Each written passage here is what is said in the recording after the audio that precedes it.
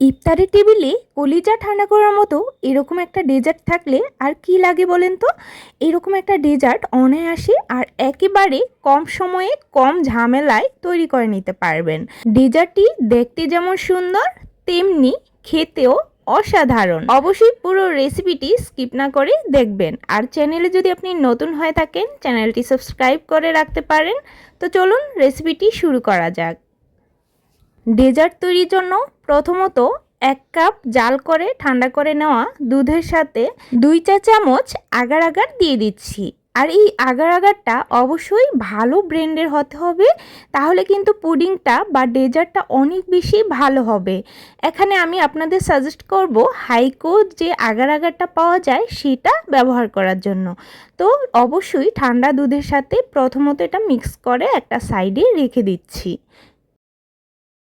একটা প্যানে নিয়ে নিচ্ছি আগে থেকেই জাল করে ঠান্ডা করে নেওয়া, মানে একটা বলক আসার পর দুধটা নামিয়ে ঠান্ডা করে নিয়েছিলাম।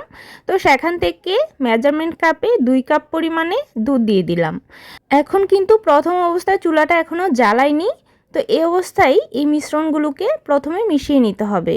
প্রথমে এখানে 2 টেবিল চামচ দিয়ে দিচ্ছি কাস্টার্ড পাউডার। কাস্টার্ড পাউডার না থাকলে এর পরিবর্তে কর্নফ্লাওয়ার 2 টেবিল চামচ আর একটুখানি চিনি সাথে মিক্স করে দিতে পারেন। তবে কাস্টার্ড পাউডারটা দিলে এরকম একটা সুন্দর কালার আসবে আর ফ্লেভারটাও ভালো আসে। স্বাদের জন্য 2 টেবিল চামচ চিনি ব্যবহার করছি। চিনিটা আপনাদের টেস্ট অনুযায়ী কিন্তু আরও বাড়িয়ে দিতে পারবেন। তো এখানে আমি চিনিটা বরাবরই কম ব্যবহার করি। আর এখানে 1 টেবিল চামচ গুঁড়া দুধ ব্যবহার করেছি। আর যেই দুধটা আমি নিয়েছি এই দুধটা কিন্তু ফুল ফ্যাটযুক্ত দুধ আর একেবারেই ঘন ছিল দুধটা, সেজন্য কিন্তু এর সাথে গুঁড়া দুধের পরিমাণটা আমি কম ব্যবহার করেছি। যদি আপনাদের দুধের পরিমাণ দেখেন একটু পাতলা টাইপের, তাহলে কিন্তু গুঁড়া দুধটা আর একটু বাড়িয়ে দিবেন। তো কিছুক্ষণ জাল করে নেওয়ার পর যখন একটুখানি ঘন হয়ে আসবে, ঠিক সেই পর্যায়ে আমি এখানে এই যে আগার আগার মিশ্রণটা দিয়ে দিচ্ছি। আর দেওয়ার সময় খুব ধীরে ধীরে দেওয়ার পর সাথে সাথেই নেড়ে নিতে হবে। আর এই অবস্থায় চুলা জালটা একেবারে লোয়ে করে দিতে হবে, না হলে দেওয়ার সাথে সাথে কি হবে, জমাট বেঁধে যেতে পারে। প্রায় 10 মিনিটের মতো সময় নিয়ে দুধটাকে জাল করে নিয়েছি। আর দেখুন মিশ্রণটা ঠিক এরকম ঘন হয়ে আসবে। আর যখন এরকম একটু ঘন হয়ে আসবে তখনই নামিয়ে নিচ্ছি। খুব বেশি ঘন করাও যাবে না, আবার একেবারে পাতলা করাও যাবে না। ডেজার্টটা যে মোল্ডে সেট করব সেই মোল্ডে কাঠবাদাম আর কাজু বাদাম কুচি করে আগেই সেট করে রেখেছিলাম। তো এই বাদামটা দেওয়ার ফলে না অনেক বেশি ভালো লাগে যখন মুখের মধ্যে কামড় পড়ে। তো এই তো পুরো মিশ্রণটা ঢেলে নিলাম। তো এখন ঠান্ডা হওয়ার জন্য আমি নর্মাল ফ্রিজে রেখে দিয়েছিলাম। তো কিছুক্ষণের মধ্যেই কিন্তু এগুলো বসে যাবে। যদি আগার আগারটা ভালো হয় তাহলে কিন্তু পুডিংটা খুব সহজেই জমাট বেঁধে যাবে।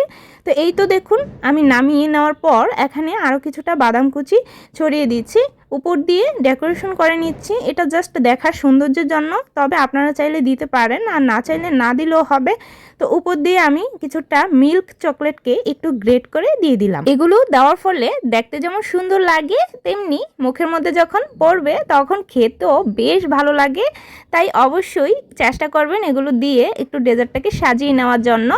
আর এই ডেজার্টটা অবশ্যই ঠান্ডা ঠান্ডা খেতেই ভালো লাগে। এইভাবে বানিয়ে রেখে দিলে ইফতারের কিছুক্ষণ আগে বের করে ঠান্ডা ঠান্ডা খেতে পারেন। আশা করি রেসিপিটি আপনাদের অনেক বেশি ভালো লেগেছে। আর যদি ভালো লাগে তাহলে কিন্তু শেয়ার করার জন্য অনুরোধ রইল। চ্যানেলে যদি নতুন হয়ে থাকেন চ্যানেলটি সাবস্ক্রাইব করে রাখতে পারেন। আর কমেন্টে অবশ্যই জানাতে ভুলবেন না কেমন হয়েছে। আজকের মতো তাহলে বিদায় নিচ্ছি, ধন্যবাদ।